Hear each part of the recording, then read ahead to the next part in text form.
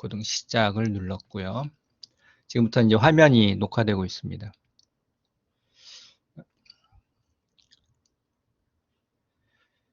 그다음에 이제 좀 후에 이제 파일을 열어서 이제 시작하겠습니다.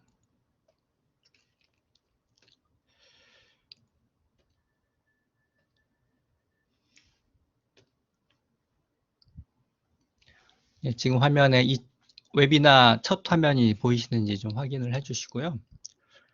그다음 화면이 이제 크거나 작게 보일 수가 있는데요. 그래서 왼쪽 위 화면을 보시면 아이콘들이 여러 개가 있습니다. 그 중에 둘째 줄에 있는 아이콘을 클릭하시면 보기 제어 숨기기 또는 보기 제어 표시 이렇게 되어 있습니다. 그래서 숨겨 있는 분은 한 번 더 클릭하면 거기 돋보기, 더하기 표시되어 있는 돋보기랑 빼기 표시는 돋보기가 있어서 화면을 더 확대하거나 이제 축소하거나 하실 수가 있습니다.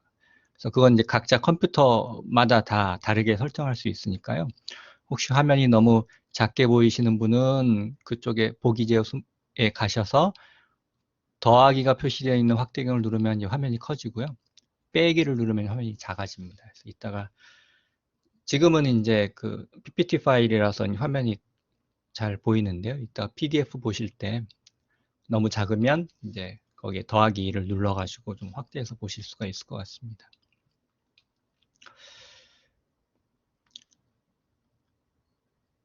네, 지금 혹시 코र्스 PPT 2차 의학교육 웨비나 화면이 안 보이나요?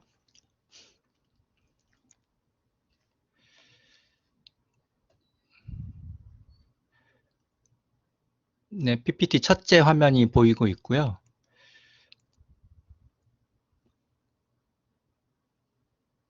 예, 그게 지금 그거 맞습니다. 2차 의학교육 웨비나 그 화면이 지금 보이면 맞습니다. 그다음에 이제 여러분들도 이 화면을 넘길 수가 있는 것 같아요. 근데 넘기지 마시고요. 제가 넘기겠습니다.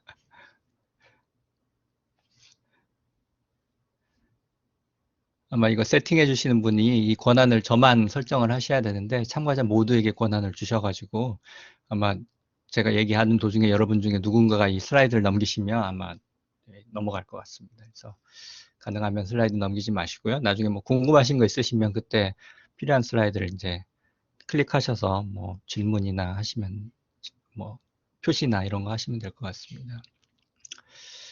자, 그러면 소리도 잘 들리시는 것 같고요. 그다음에 화면도 지금 2차 의학교육 웨비나 화면이 나가고 있고요.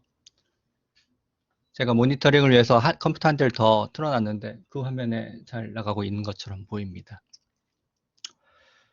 자, 그럼 이제 시작해도 될 것 같습니다. 그래서 바쁘신데 이렇게 참여해 주셔서 감사하고요. 두 번째 의학교육 웨비나를 시작하겠습니다.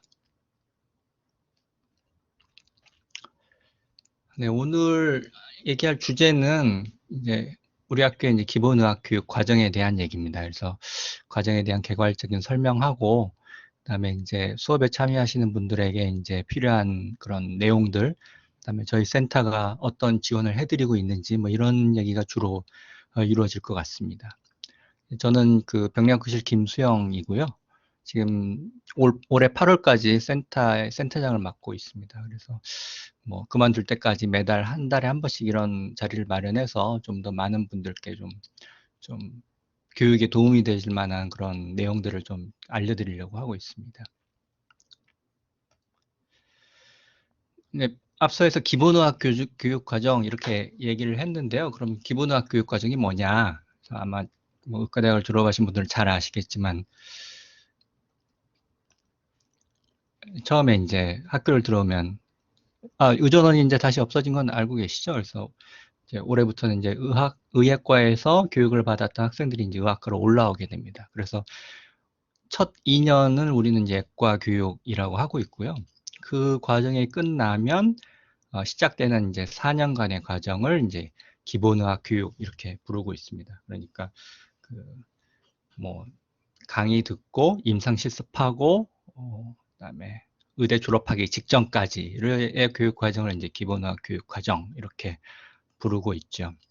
그래서 그 과정을 졸업하고 나면 이제 우리나라 같은 경우는 이제 의사 면허 국가고시를 보게 되겠죠. 그다음에 면허에 합격을 하면 이제 병원에 나가서 뭐 인턴 레지던트 과정을 이제 거치게 되죠. 그런 인턴 레지던트 과정은 이제 졸업 후 교육이라고 부르고 있습니다. 그다음에 이제 뭐 의사는 뭐 평생 공부해야 된다 이런 얘기 많이 들어보셨잖아요. 그래서 뭐 전문의를 따고 나서도 뭐 보수 교육 등등의 과정을 거쳐서 뭐 환자를 보는 한 평생 교육을 받아야 된다는 그런 의미로 이제 그 이후의 과정은 이제 평생 교육이라고 부르고 있습니다. 또 잠깐 안내 말씀드리면 혹시 마이크 쓰실 분들은 이어폰을 사용해 주세요. 그래서 스피커에서 나오는 소리가 다시 마이크로 들어가 가지고 이제 그렇게 울리는 소리가 들리고 있거든요. 네, 김영도 선생님 목소리가 이렇게 들리는 것 같습니다. 제가 그쪽에 마이크를 끄겠습니다. 네, 나중에 이따 필요하시면 말씀하세요. 잠깐 마이크를 꺼놨습니다. 네, 그래서 기본의학 교육 과정이 이제 뭐라는지는 아셨죠? 예과 끝나고 나서 의과대학 졸업 전까지를 기본의학 교육 과정이다라고 이해하시면 되고요. 근데 우리 학교는 이제 교육 과정에 큰 변화가 있었습니다. 그 기준이 이제 2009년이었는데요. 그 2009년 이전에는 아마 대부분이 그 이전에 학교를 이제 다니셨던 분들이실 것 같은데요. 되게 이제 그 강의를 들어가면 이제 학습 목표가 있고, 그다음에 이제 과목이 학과별 과목이에요. 그래서 뭐 내과, 외과 뭐 이런 식의 강의를 들었죠. 그다음에 대부분의 교육이 이제 강의를 통해서 이루어졌고, 또 대부분의 학생 평가가 이제 종이에 쓰여져 있는 문제를 푸는 형식으로 이제 CP 시험이 이루어졌었죠.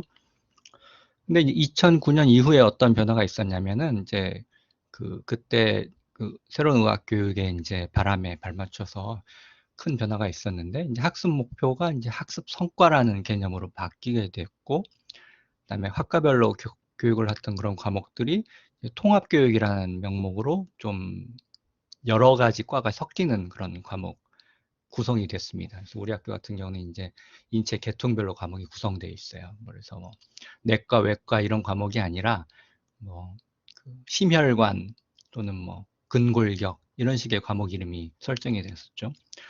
그다음에 여전히 뭐 강의 위주의 교육이 이루어지고 있습니다만은 거기에 더해서 학생들이 뭔가를 해볼 수 있는, 그러니까 학생들이 활동하거나 체험할 수 있는 그런 것들이 이제 강조가 되어서 뭐 팀 바탕 학습이나 문제 바탕 학습이 이제 많이 도입이 되었죠. 그리고 이제 과거에 종이로만 보던 시험이 이제 컴퓨터를 이용해서 이제 시험을 보게 됐습니다. 뭐 컴퓨터를 이용해서 시험을 본다고 뭐 크게 달라진 건 아니고요. 종이로 보던 거를 이제 그대로 옮겨서 컴퓨터로 보는 것인데, 다만 컴퓨터 모니터를 사용하니까 뭐 종이로 보기에는 좀 어려운 그런 내용들, 무슨 뭐 컬러 사진이나 뭐 동영상이나 그다음에 무슨 음성 또는 뭐 청진 소리 이런 것들도 이제 시험 문제에 반영할 수 있는 그런 장점들이 도입이 됐었죠. 그게 이제 2009년을 그 기준으로 이제 바뀌게 되었습니다. 네, 이규현 교수님 마이크 제가 잠깐 끄겠습니다. 그럼 이제 그런 기본의학 교육 과정이 뭐 다 똑같으냐? 이제 그렇지는 않습니다. 그래서 기본의학 교육 과정이 어떻게 구성되어 있느냐를 크게 이제 뭐 이렇게 나눠볼 수가 있는데요. 맨 위에 보이는 이제 학과별, 임상 표현별, 인체 계통별, 임상 상황별 이렇게 구조를 나눠볼 수가 있는데요. 학과별이라고 한다는 거는 그 기존에 여러분이 생각하시던 의대 교육 생각하시면 됩니다. 그래서 병리는 병리학이라는 과목에서 배우고, 양리는 양리학이라는 과목에서 배우고, 이게 이제 학과별 기본의학 교육 과정입니다. 우리 학교로 따지면 이제 2009년도 이전 과정이죠. 근데 2009년도부터 우리 학교는 이제 통합교육 과정을 도입하면서 과목 이름이 인체 계통별로 바뀌게 됩니다. 소리가 작아졌나요? 그 소리가 작아지신 분은 그 오른쪽 아래에 그 콜라보레이트 패널을 여시고 내 설정이라고 하는 톱니바퀴를 눌러서 거기 스피커 볼륨과 마이크 볼륨 조절하는 데가 있습니다. 거기에서 이제 스피커 볼륨을 좀 크게 올리시면 될 것 같습니다. 네, 그래서 2009년도부터는 과목 이름이 이제 이렇게 바뀌게 되죠. 신경계, 그러니까 소화기계, 골격계 이렇게 바뀌게 되죠. 그래서 신경계 하면은 신경과 관련되어 있는 모든 과가 하나의 과목에 참여해서 학생들을 이제 교육하는 그런 형태가 됩니다. 이게 이제 우리 학교의 현재의 기본학 교육 과정이고요. 그것 말고도 다른 형태의 기본학 교육 과정이 있는데요. 여기 예를 들면 이제 임상표현별 기본학 교육 과정도 있을 수 있습니다. 예를 들면 두통, 기침, 호흡 곤란 이런 걸 주제로 하나의 과목을 이제 만드는 거죠. 그래서 두통 하면은 물론 뭐 신경과에서 해당되는 얘기일 수도 있지만 신경외과일 수도 있고 뭐 그 감염일 수도 있고 등등을 통해서 그 여러 가지 과가 이제 하나의 임상 표현을 중심으로 이제 하나의 교과목을 만드는 거죠. 그걸 이제 임상 표현별 기본학 교육 과정이라고 할 수도 있고요. 다음에 임상 상황별 과목들도 만들 수 있는데 이거는 이제 임상 표현과 거의 유사하고요. 대신에 이제 임상 표현에 해당되지 않는 것들이 이제 추가로 들어갈 수 있습니다. 예를 들면 뭐 건강 증진이라는 그런 교과목이 있다고 한다면은 이거는 뭐 환자가 호소하는 증상 징후는 아니지만 임상 상황에 해당하기 때문에 여기에는 추가될 수 있는 그런 교과목이 될 수 있겠죠. 그 다음에 임상 표현에서 다뤄질 수 있었던 기침, 뭐 두통들도 임상 상황에 표현될 수가 있고요. 그 다음에 의료법 이런 등등의 교과 과목도 이제 임상 상황별 교과 과목에 해당될 수 있습니다. 그래서 다시 정리해 보면 우리 학교에서는 2009년도 이전까지는 이제 학과별 교육 과정이었는데 반해서 2009년도 이후에는 인체 계통별 교육 과정으로 바뀌었다라는 이제 설명을 드릴 수 있을 것 같습니다. 그러면 이 학습 목표가 이제 학습 성과로 바뀌었다 그러는데 그럼 그 두 가지 차이가 뭐냐? 그냥 간단히 얘기하면 요 네 가지 정도로 얘기할 수 있을 것 같습니다. 만약에 학습 목표가 교수자 입장에서 뭘 가르칠 것인지를 이제 목록화해 놓은 것이라고 한다면 학습 성과는 학습자, 그러니까 학습자는 여기서는 학생이겠죠. 학생들의 관점에서 그 과목을 배우고 나면 무엇을 할 수 있느냐, 무엇을 수행할 수 있느냐의 역량에 대한 개념이라고 생각하시면 됩니다. 그래서 그 내용은 이제 서로 유사하다 하더라도 누구의 관점에서 봤느냐, 그 다음에 그거를 평가하는 그런 잣대가 무엇냐에 따라서 좀 달라질 수가 있는 그런 차이가 있다고 이해하시면 될 것 같습니다. 그래서 2009년 이후로 우리 학교 기본학 교육 과정에서는 학습 성과를 중시하는 그 체제로 이제 바뀌어졌고요. 그 다음에 통합교육을 이제 실시하고 있었죠. 그래서 이제 이 통합교육은 이제 그 수평적 통합과 수직적 통합 이렇게 두 가지로 나누어 볼 수 있는데요. 이거 간단히 말씀을 드리면 수평적 통합은 하나의 교과 과목에 관련되어 있는 여러 가지 그 전문 과목들이 힘을 합해서 하나의 교과 과정을 운영하는 그런 형태입니다. 예를 들면 이제 우리 학교에 감염과 면역이라는 과목이 본과 1학년에 있는데요.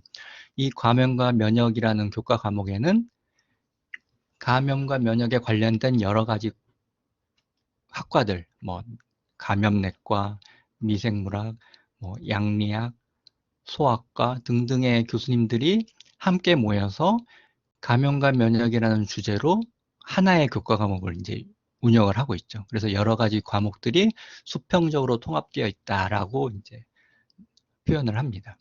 그래서 이거를 이제 수평적 통합이라고 하고요. 그럼 수직적 통합이라는 뭐냐?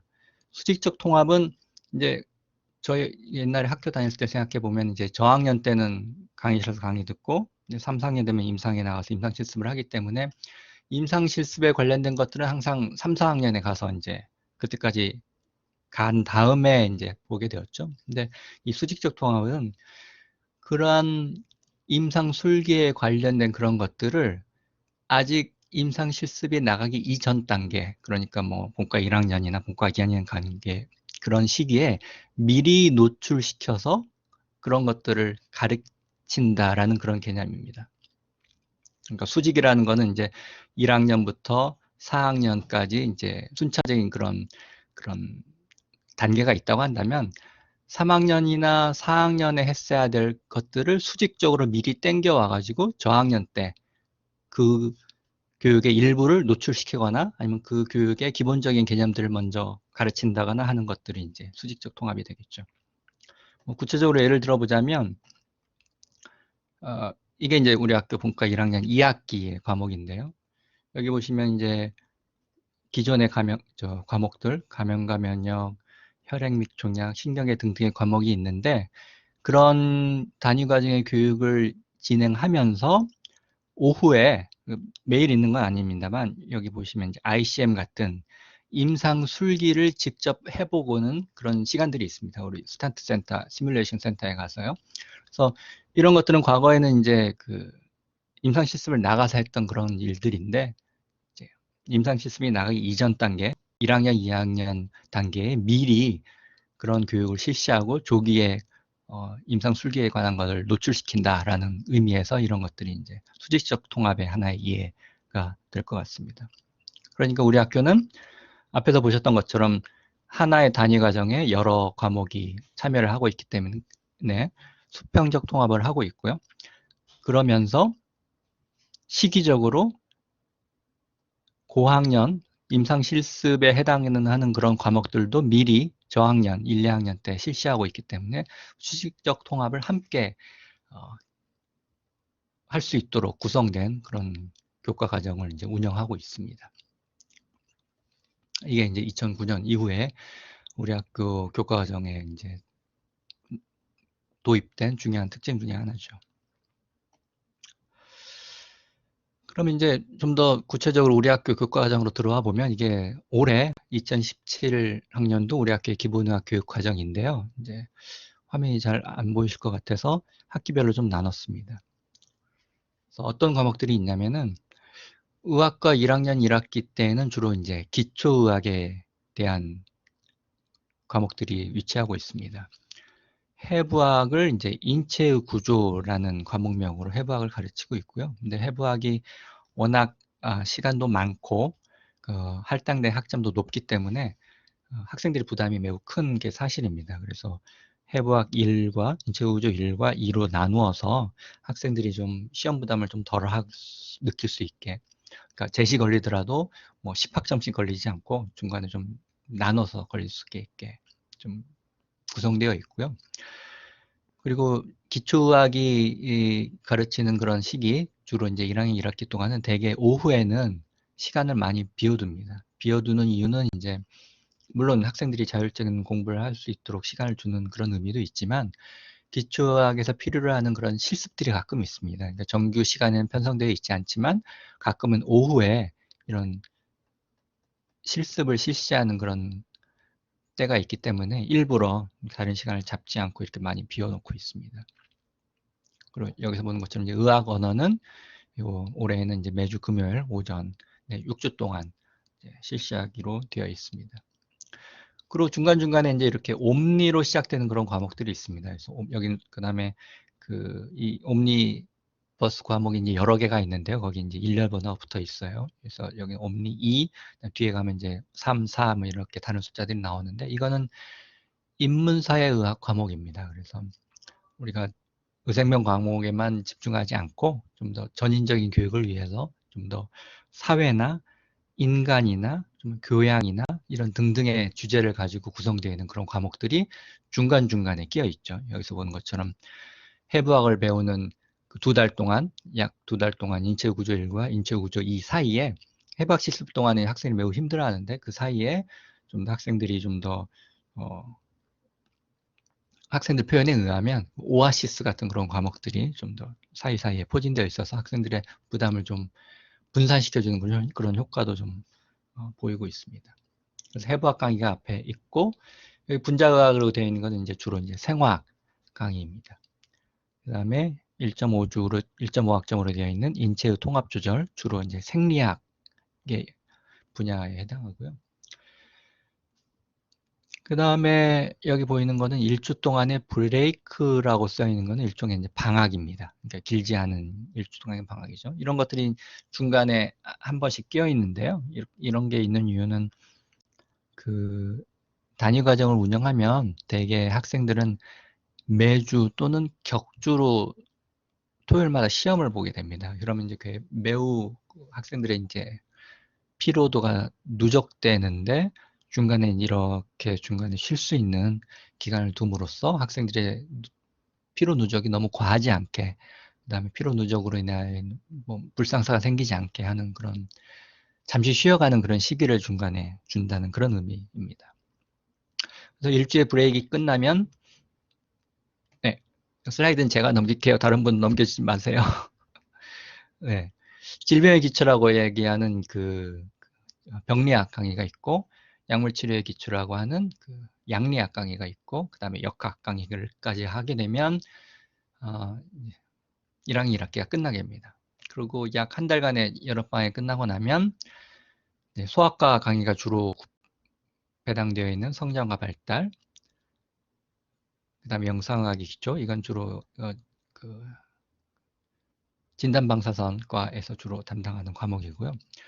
여기까지가 이제 주로 통합교육 과정이지만 대개 하나의 과목이 하나의 학과에서 주로 운영하는 과목들이 여기까지 구성되어 있고요. 이 이후에 이제 과목은 이제 수평적 통합이 잘 이루어져 있는, 적어도 표면적으로는 잘 이루어져 있는 과목들이 이제 포진하게 됩니다.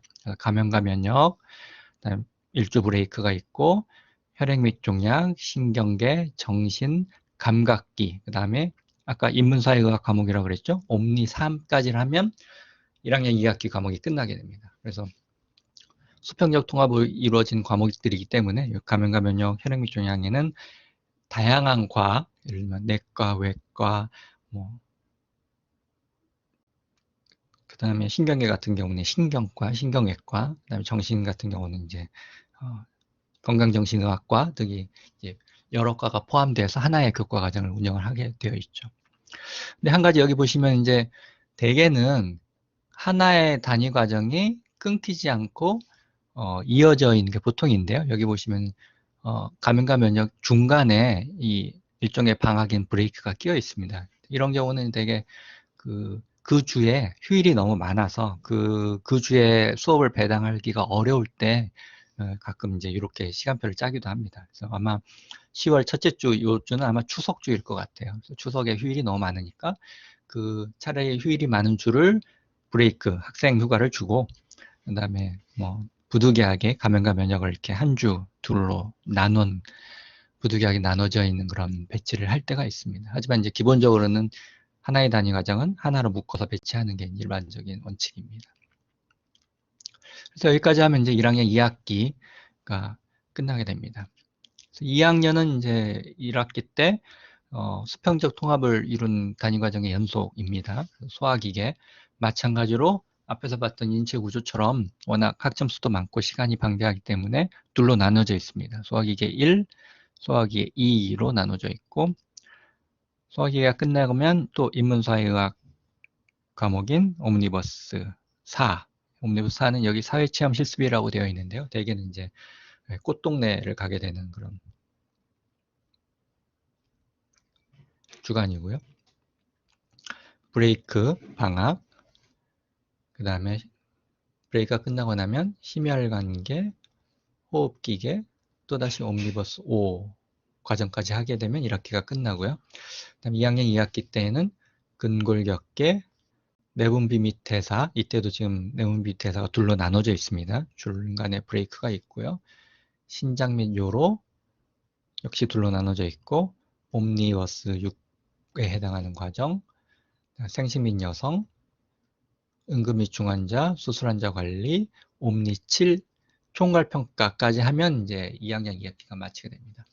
여기 이제 총괄평가라고 하면 뒤에 시험만 따로 모아서 이제 한번 보여드릴 텐데요. 대개 각 단위 과정에서 이루어지는 뭐 형성평가, 총괄평가 외에 단위 과정과는 관련 없이 전반적으로 이루어지는 그런 시험들이 몇 개가 있습니다. 이제 그 중에 하나입니다. 그래서 특정 교과목이 아닌 전반적인 과목에 대해서 학생의 역량을 평가하는 그런 시험들이 해당하게 되겠습니다. 여기까지 하면 이제 2학년 2학기가 마치게 됩니다. 그 다음 3학년부터는 이제 대개 임상 실습입니다. 그래서 3학년 처음에는 임상 실습을 나가기 전에 필요한 필수적인 것들, 기본 실습, 핵심 필수 기본 실습이나 ICM 같은 경우를 먼저 3월달에 교육을 하고 이때부터 이제 본격적인 이제 그 임상 실습이 시작되죠. 대개 이제 핵심 필수라고 하는 임상 실습은 내외산소 정신과 같은 그런 주과에 대한 그런 임상 실습이 이루어지고 있고요. 그 다음에 옴니부터 6 인문사회의학 교과 과정이죠. 까지 하면 이제 1학기가 마치게 됩니다.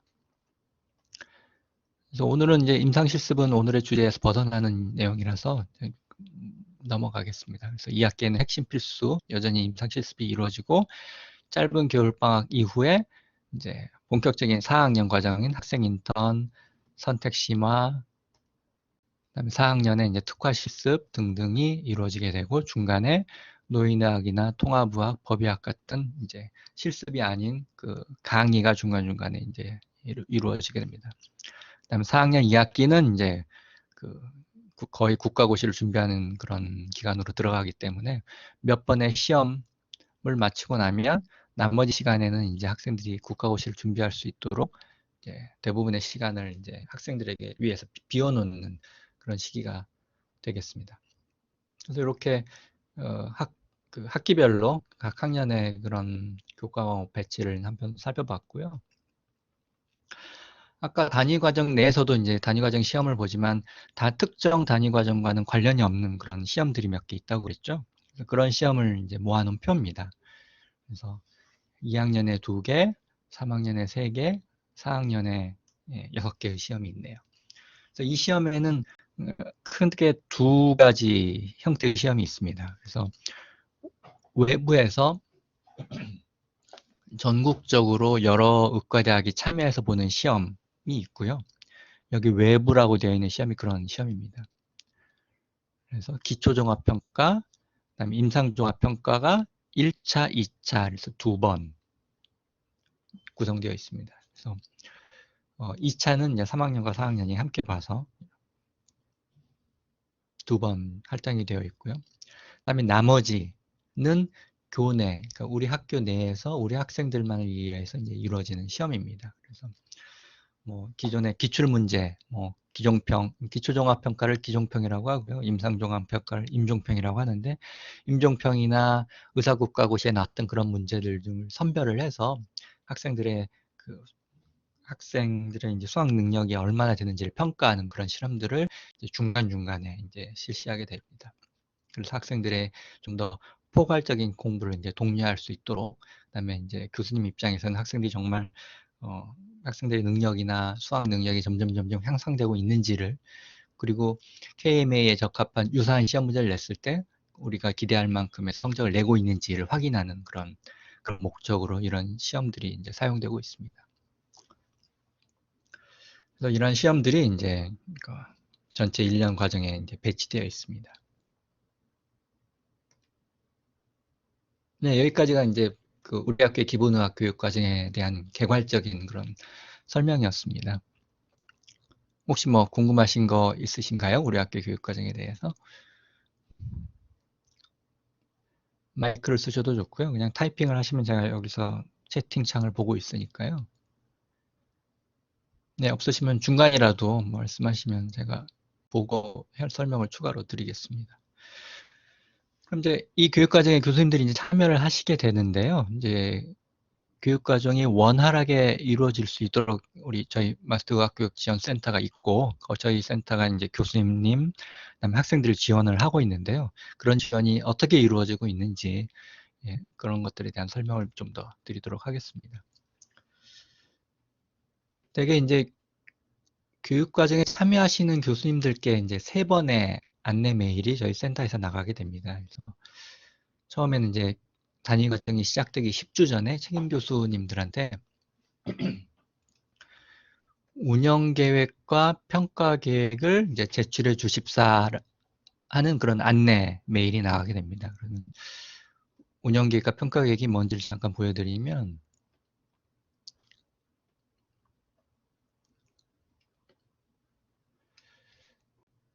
이제 운영 계획 화면인데요. 이게 좀 작으신 분은 아까 말씀드린 것처럼 왼쪽을 보시면 아이콘들이 여러 개가 있습니다. 그래서 2번째 줄 아이콘에 보기 제어를 누르시면 더하기가 되어 있는 그런 돋보기가 있습니다. 그걸 이용해서 확대를 하시면 이제 확대해서 보실 수가 있습니다. 이게 이제 운영 계획입니다. 그래서 이건 이제 책임 교수님께 가는 건데요. 어떤 단위 과정이 뭐 언제부터 언제까지 이루어지고 학점은 몇이고 그다음에 시간표는 언제까지 주십사, 그다음에 자료 취합은 언제까지 주십사라는 것들을 포함하고 있고요.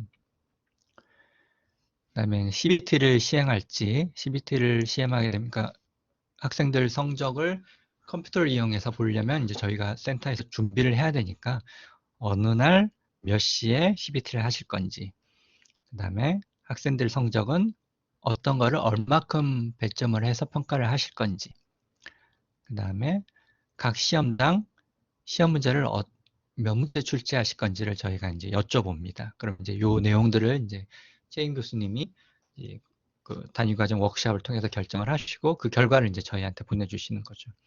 그다음에 단위과정 운영위원은 어느 분이시고 학생들이 이 단위과정을 공부하기 위해서는 어떤 책들을 봐야 되는지에 대한 것들을 알려주십사라고 하는 이런 형태로 이제 메일을 드리면 이 양식을 채워서 이제 저희한테 최인 교수님 보내주시는 거죠.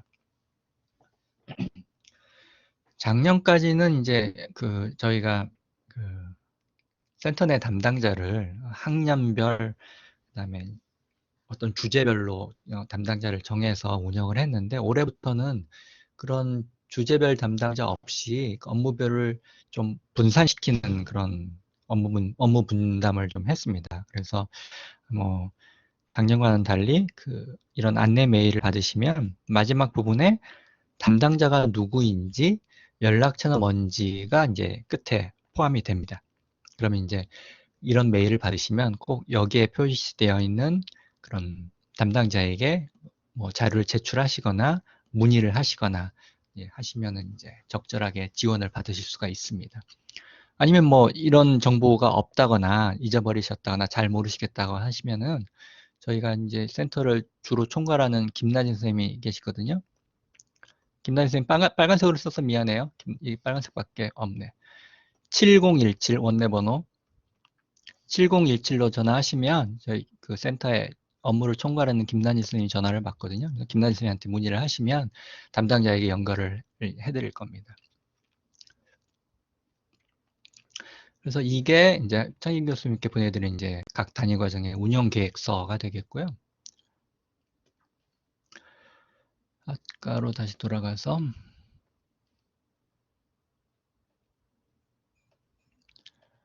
PPT 파일을 제가 좀 열겠습니다.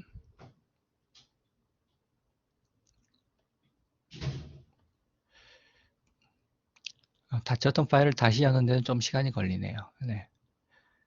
그 다음에 보여드릴 게 이제 평가 계획인데요.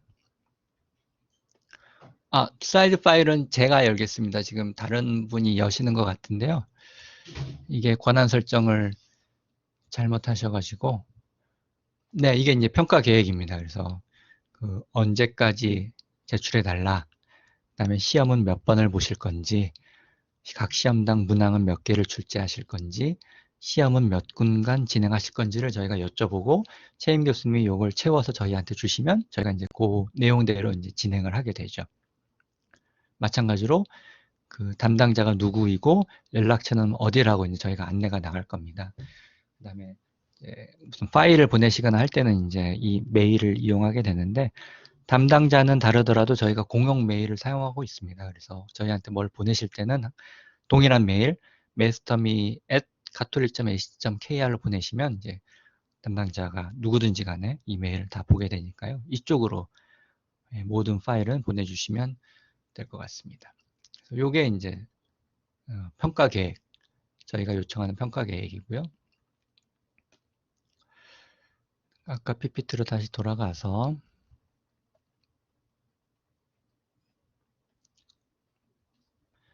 제가 여기 파일을 여러 개를 올려놓고 이제 파일을 돌아가면서 열었는데요. 하나 파일을 열고 다른 파일을 여는 데는 거의 좀 시간이 걸리네요. 그래서 아까 여기까지 했었죠. 그래서 저희가 맨 처음에 10주 전에 최인 교수님께 방금 보셨던 운영 계획과 평가 계획을 제출해 주십사 하고 안내를 보냅니다. 그럼 이제 그걸 이제 최인 교수님 보내주시면 8주 전에 수업에 참여하시는 교수님들께 수업 자료를 제출해 주십사 하고 또 안내를 보내게 됩니다. 그래서 안내문 내용은 이제 되게 이런 내용으로 나가게 됩니다. 제가 시간표를 같이 보내드리고요. 그래서 시간표를 확인해 주십사 하고, 그다음에 가끔 이제 그 병원 일정을 빼서 수업을 오셔야 되는 분들이 공문이 필요하실 때가 있습니다. 그래서 공문이 필요하시는 분들은 이제 요청을 해주시면 저희가 이제 공문을 마련해서 보내드리는데, 그 저희가 일괄적으로 모든 교수님들께 공문을 보내드리고 있지는 않습니다. 그래서 저희가 알아보니까 이게 행정적으로 많은 업무량이 요구되는 일이더라고요. 그래서 뭐 필요하신 분만 보내드리도록 하고 있으니까요. 공문이 필요하신 분들은 이제 이 8주 전에 이 메일을 받으셨을 때 얘기를 하시면 저희가 이제 공문을 보내드립니다. 그럼 수업에 참여하시는 분들은 이제 다음 세 가지를 저희한테 보내주셔야 되는데요. 수업 계획서, 시험 문제, 교재를 이제 언제까지, 각 과정마다 이제 날짜가 좀 다를 겁니다. 보내주십사 하고 저희가 안내를 보냅니다. 그다음에 이 자료들에 대한 양식을 첨부 파일로 해서 이렇게 보내드리니까요. 이 양식을 보시고 그 양식을 이제 채워서 보내주시면 됩니다. 그다음에 시험 문제는 몇 문제를 만들어야 되는지에 대한 안내도 나갑니다. 그러니까 여기에 맞춰서 시험 문제를 출제하셔서 저희한테 보내주시면 저희가 다 취합을 해서 예정된 시험 일자에 CBT가 진행될 수 있도록 이제 준비를 하고요. 그다음에 수업 계획서나 교재를 보내주시면 각 단위 과정별로 모든 교수님들의 그 자료들이 다 취합이 되면 그걸 이제 또 하나의 파일로 만들어서 학생들이 볼 수 있도록 블랙보드에 게시를 한다거나, 그다음 유컵스에 입력을 한다거나, 과거에 같은 경우는 이제 책으로 만들어서 학생을 만들어 준다거나 그런 일들을 이제 저희가 하고 있으니까요. 제출 마감일까지 꼭 보내주셔야 저희가 이제 그 취합을 해서 하나의 통합 파일로 만드는데 무리가 없습니다. 그래서 꼭 좀 바쁘시더라도 요 제출 마감일을 꼭 좀 지켜주시길 부탁드리고요. 그 다음에 이제 시험 문제를 가끔 늦게 보내주시는 그런 분들이 있는데, 그 어떤 분들은 이제 내일이 시험인데 오늘 보내주시는 그런 분들이 있습니다. 그럴 때 이제 저희 조교들이 늦게까지 남아서 이제 이걸 컴퓨터에 입력을 하고 이제 준비를 하는데, 이제 늦게까지 일하는 게 문제가 아니고요. 저희가 문제를 받아서 시험 문제를 컴퓨터에 입력을 하고 다음날 컴퓨터가 잘 돌아갈 수 있도록 준비하는데 중간에 점검을 한 번씩을 해야 됩니다. 문제가 제대로 입력이 되었는지. 그래서 날짜에 제대로 맞춰주시면 저희가 초안을 다시 교수님들께 보내서, 무슨 간사 교수님이나 책임 교수님께 보내서 저희가 시험 문제를 컴퓨터에 제대로 잘 입력을 했는지 한번 확인을 받습니다. 근데 너무 촉박하게 보내주시면 이런 확인 과정이 충분하게 이루어지지 않아서 문제가 잘못 입력이 된다거나, 아니면 시험을 진행을 하는데 예기치 못한 문제가 발생한다거나 하는 상황이 생길 수가 있으니까요. 가능하면 꼭 요 마감일을 맞춰서 보내주시면 좀 시험 진행이 좀 더 무리가 없게 진행할 수 있을 것 같습니다. 그럼 수업 계획서를 잠깐 좀 보여드릴까요? 수업 계획서를 보시면 수업 계획서는 이제 간단히 얘기하면 내가 내 배정받은 수업 동안에 뭘 어떻게 할 거다를 이제 문서화해 놓은 그런 겁니다. 여기 예를 보시면 이제 제가 옛날에 질병기초에서 했던 건데요.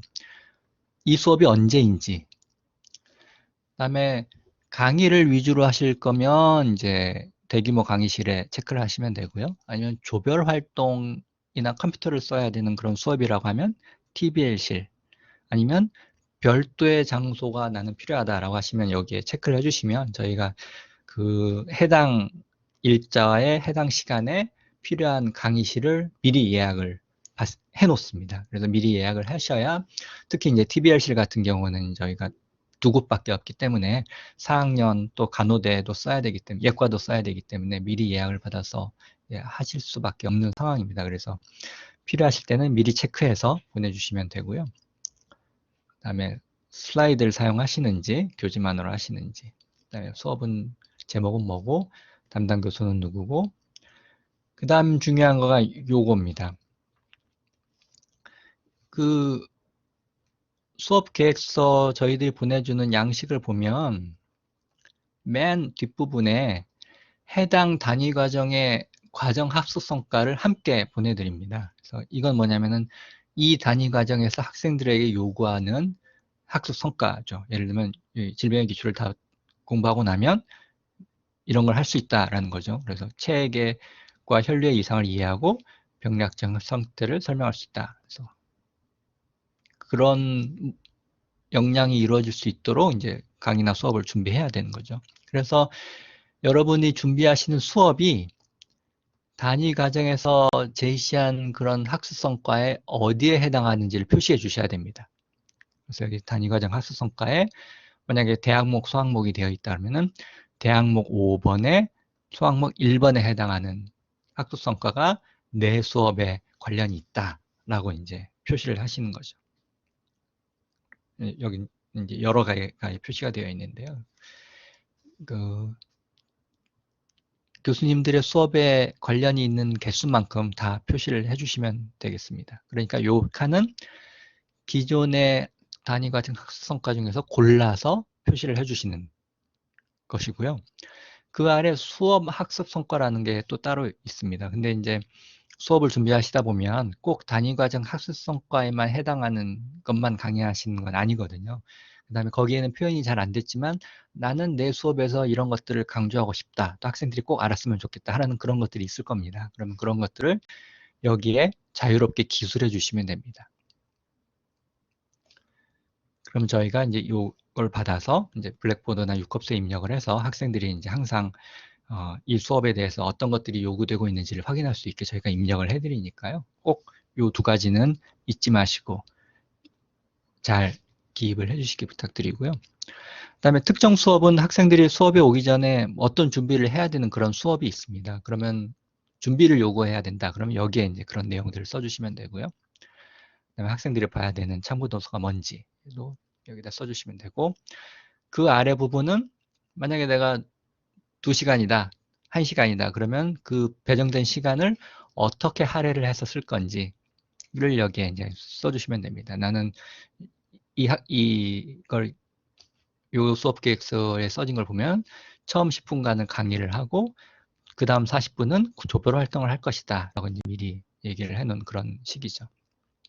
그래서 여러분들이 수업 내용을 미리 구상을 하시는 그런 내용을 쭉 적어주시면 됩니다. 이게 이제 수업 계획서고요. 그다음에 하나 또 저희가 받는 게 이제 시험 문제를 받고 있거든요. 시험 문제는 어떤 양식이냐면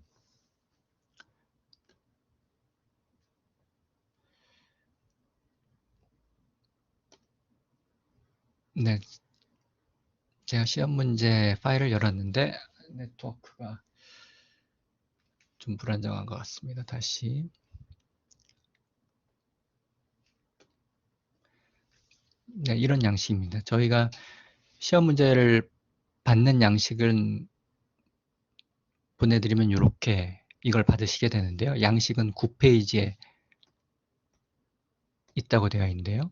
그래서 시험 문제를 출제하는 데 필요한 그런 내용들이 쭉 앞에 설명이 되어 있습니다. 그래서 설명을 쭉 보시고 그 설명에 해당하는 것들을 잘 점검을 하신 다음에 실제 시험 문제는 여기다 내주시면 됩니다. 그래서 예를 들면 중간형성 1번 문제 어느 수업에 어느 교수님이 낸 문제고 앞에서 봤던 이 앞장에 이 기본학교육 학습성과들이 쭉 목록으로 나와 있거든요. 그 학습성과 중에 몇 번에 해당하는지 여기다 숫자를 좀 기입해 주시고요. 그 다음에 단위과정 학습성과에 어느 학습성과에 해당하는 시험 문제이지 또 로마자로 기입해 주시고 그 다음에 이게 임상 문제라고 한다면은 어느 질환에 관련되어 있는 문제인지 뭐 당뇨, 무슨 신증후군 등등의 그런 질환명을 자유롭게 써주시면 됩니다. 이 내용은 그 시험 문제를 이제 품질 관리나 추적 관리할 때 필요한 그런 내용들이니까요. 좀 귀찮으시더라도 꼭 좀 기입해 주시면 저희가 좀 더 시험 문제 관리하는 데 좀 많은 도움이 될 것 같습니다. 그 다음에 이제 빈칸들을 다 채우셔서 이 문제가 암기형에 해당하는지, 뭐 질병의 원인에 해당하는 건지, 그다음 예상되는 정답률이 몇 %인지를 체크하신 다음에 실제 문제는 여기에다 써주시면 됩니다. 뭐 56세 남자가 병원에 왔다 등등 해서 그 다음에 정답을 써주시고 정답에 대한 해설을 보내주시면 저희가 요 내용을 바탕으로 이제 컴퓨터에 입력을 하게 됩니다. 그래서 시험 문제에 대한 내용은 이제 나중에 또 따로 시간을 마련해서 좀 더 자세하게 말씀드리기로 하고요. 그래서 요 파일에다가 저희가 보내드린 양식에다가 시험 문제를 내시면 저희가 이걸 취합해서 시험을 볼 수 있도록 준비를 하겠습니다. 그래서 여기까지 해주시면 이제 수업 준비가 많이 진행이 된 거고요. 그 다음에 이제 보내주실 거는 이제 수업 슬라이드하고 교재인데요. 근데 이거는 이제 교수님에 따라서 네, 방금 지금 수업 계획서를 받고 시험 문제도 봤죠. 그 다음에 이제 교재를 보내주시는데 이건 단위 과정에 따라서 뭐 교재를 책으로 지정하시는 단위 과정도 있고 아니면 별도의 파일로 하시는 분들도 있기 때문에 단위 과정에 그 해당하는 대로 준비를 하시면 될 것 같습니다. 그 다음에 수업 1주 전이 되면 저희가 안내메일을 한 번 더 보냅니다. 그래서 정말로 수업에 왔을 때 도움이 될 만한 그런 일들에 대한 내용이 들어가 있고요. 그래서 교육준비실이 어디 있는지, 교육준비실이라는 건 이제 수업 시간에 좀 대부분 교수님 좀 일찍 오시잖아요. 그럼 일찍 오시면 좀 기다리고 수업을 위해서 좀 차분히 준비하실 그런 공간이 필요한데 그 위치입니다. 성해관 4층 409호에 가시면 되고요. 이게 비밀번호로 되어 있습니다. 그래서 맞은편에 위치한 학사지원팀에 문의를 하셔서 열고 들어가셔서 사용하시면 되고요. 그다음에 저희 센터는 같은 건물 5층 502호에 위치해 있으니까요. 필요하시면 5층으로 오시면 됩니다. 그다음에 의학과 수업은 그 50분 수업 10분 휴식입니다. 그래서 1교시가 8시에 시작해서 5교시가 12시 50분에 끝나고 이후에 이제 학생들이 이제 점심을 먹으러 가죠. 그 우리 학교 대부분의 의과대학이 그렇겠지만 그 한 과정에 매우 많은 교수님들이 참여를 하십니다. 그래서 어떤 단위 과정은 1시간마다 교수님이 바뀌는 경우가 있거든요. 그래서 교수님이 너무 열의에 차서 이 50분을 넘어서 막 60분 또는 뭐 그 이상을 해버리면 다음번에 수업을 들어오셔야 되는 교수님이 이제 계획하신 대로 수업을 못 하신다거나 아니면 중간중간에 학생들이 휴식이 제대로 주어지지 않기 때문에 학생들이 매우 불편해하는 그런 상황이 발생하거든요. 그러니까 꼭 가르치실 것이 너무 많다 하더라도 이 시간은 꼭 좀 지켜주시길 바랍니다. 그래서 50분 수업, 10분 휴식. 그러니까 과거에는 45분 수업에 10분 휴식이었으니까요. 적어도 5분은 늘어난 셈입니다. 그래서 꼭 좀 시간을 지켜주십사 부탁을 드리고 싶고요. 그다음 수업 장소는 1학년, 2학년은 성예관에 있습니다. 성예관 4층에 오시면 되고요. 작년과는 달라진 점이 올해는 1학년이 422호, 2학년이 421호입니다. 1학년 학생 수가 좀 많아가지고 바꿨고요. 3학년, 4학년은 대학 본관, 1층에 식당 있는 그런 건물 아시죠? 대학 본관 4층. 과거에 그 의학과 학생들이 사용하던 그 건물입니다. 그쪽으로 오시면 되고요. 강의실에 들어가시면 그 교탁에 이런 안내문이 들어 있습니다. 그래서 만약에 뭐 배터리나 전선에 문제가 있으면 어디로 전화해라. 그다음에 강의 시스템 음향 영상에 문제가 있으면 어디가 전화해라. 냉난방 전기 뭐 문제가 있으면 어디로 전화해라. 이렇게 되어 있는데요. 좀 귀찮으실 수도 있고 그다음에 이제 전화를 해도 막바로 연결이 안 될 수도 있거든요. 그럴 때는 바로 옆에 보면 저희 그 센터 그 당직자 휴대전화 번호가 있으니까요. 여기로 전화하시면 저희가 이제 최대한 빨리 해결해 드릴 수 있도록 노력하겠습니다. 근데 한 가지 이해를 해 주셨으면 좋은 거는 저희한테 전화를 해 주셔도 저희가 뭔가를 해결하는 그런 위치에 있는 게 아니고요. 다시 저희가 이쪽에 전화를 해서 해결을 해야 되기 때문에 조금 시간이 걸릴 수가 있으니까요. 그건 좀 이해를 해 주시기 부탁드리고요.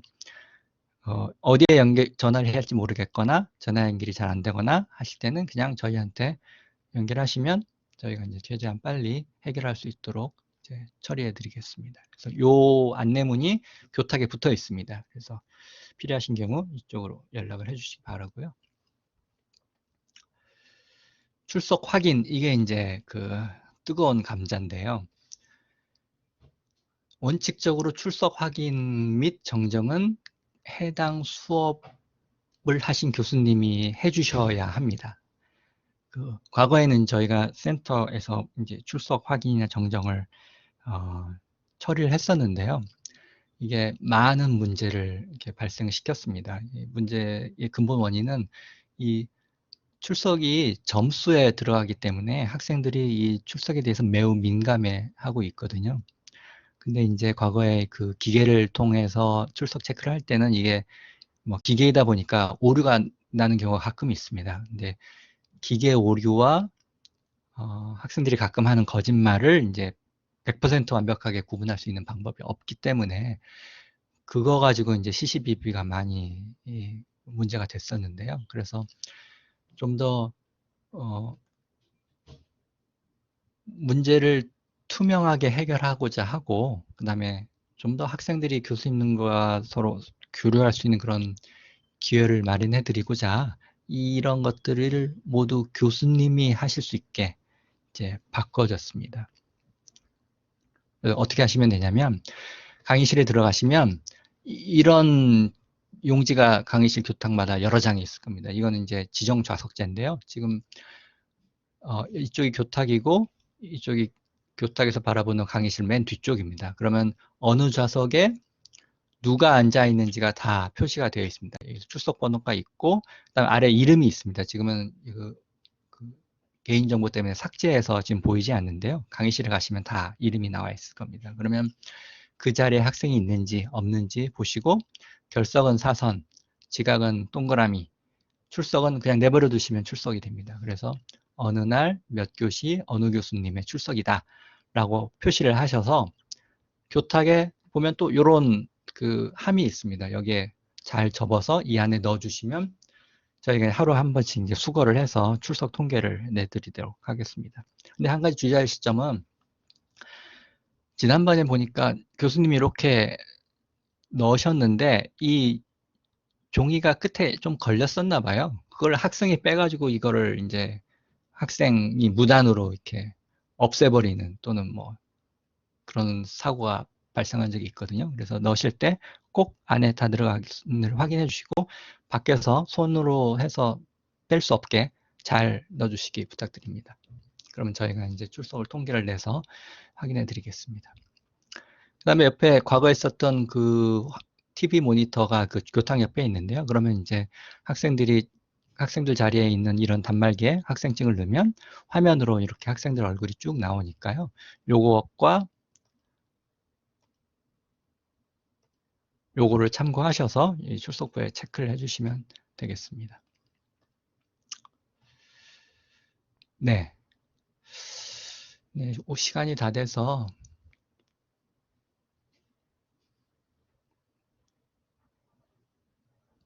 뒤에 몇 가지 준비한 거는 이제 못할 것 같고요. 네, 지금 보시는 거는 이제 그 TBL실이거든요. 그래서 조별 활동이 필요하거나 학생들이 여기 의자에 그 조별로 원탁에 앉아서 조별 활동을 하거나, 그다음에 시험 볼 때, 컴퓨터로 시험 볼 때 이 한 자리 건너서 한 자씩 앉고 요 컴퓨터를 이용해서 이제 시험을 보게 됩니다. 그래서 TBL실 사진을 한번 보여드리고 있는 거고요. 뒤에 이제 강좌 평가에 대한 얘기를 조금 준비했었는데요. 그 교수님 시간이 다 돼서 요 얘기는 다음 기회에 하는 걸로 하겠습니다. 요 얘기만 하나만 더 해드릴게요. 학생들이 강좌평가에 나오는 내용들 중에 학생들의 성적과 유의한 관련을 보이는 게 뭐냐를 한번 조사를 해봤습니다. 그랬더니 요 내용들이 매우 중요하게 학생들이 받아들이고 있더라라고 저희가 발견을 했는데요. 그 교수님들이 한번 수업 들어오실 때 한번 참고를 해주셨으면 좋겠습니다. 수업의 양, 너무 많거나 너무 빠르거나 또는 너무 어렵거나, 그다음에 두서없이 두리뭉실하게 너무 많은 걸 얘기해서 어느 게 중요한 건지 모른다거나, 가끔 교수님들이 발음이 알아듣기 어렵거나 아니면 너무 작게 말씀하시거나 하는 그런 내용들이 학생들 입장에서는 학생들의 성적을 좌지우지하는 매우 중요한 요소로 작용하고 있다고 저희가 최근에 분석 자료 결과에서 나왔었거든요. 그래서 수업을 준비하시거나 진행을 하시면서 요 5가지 내용은 꼭 좀 유념을 해주시기 바라고요. 교수님이 많은 걸 가르치시고 싶어서 너무 많은 양을 가지고 오시면 이 너무 많은 양에 묻혀서 정작 중요한 것들이 무언지 학생들이 이제 길을 잃어버리는 경우가 많이 있습니다. 그래서 꼭 어느 게 중요한지를 학생들에게 한번 짚어주시길 바라고요. 적절한 양과 적절한 속도를 적절한 발음으로 해주시기를 부탁드립니다. 그 다음에 언제든지 문의사항이 있으신 분들은 저희 센터의 공용 메일을 이용하시거나 안내 메일을 받았으면 그 안내 메일에 담당자 연락처가 있을 겁니다. 연락처를 전화하시거나 연락처를 잘 모르시겠으면 저희 센터 관리 총괄 업무를 담당하고 있는 김나진 선생 번호가 내선 번호 7017번입니다. 여기로 연락하셔서 문의하시면 되고요. 그다음에 저한테 직접 연락을 주셔도 저희가 최대한 빠른 시간 내에 해결할 수 있도록 이제 노력하겠습니다. 그럼 제가 준비한 건 여기까지 하고요. 네, 수고하셨습니다. 혹시 뭐 궁금하신 거나 이런 것들 채팅창에 해주셔도 좋고, 그 다음에 마이크 있으신 분은 마이크로 해주셔도 좋고요.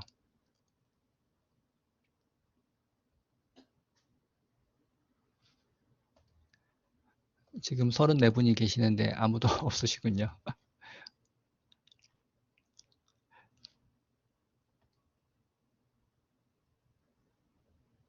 네, 그러면 나중에라도 궁금하신 점이 생기시면 언제든지 저희 센터에 연락 주시면 최대한 빨리 해결할 수 있도록 노력하겠습니다. 네, 감사합니다. 수고하셨습니다. 마치겠습니다.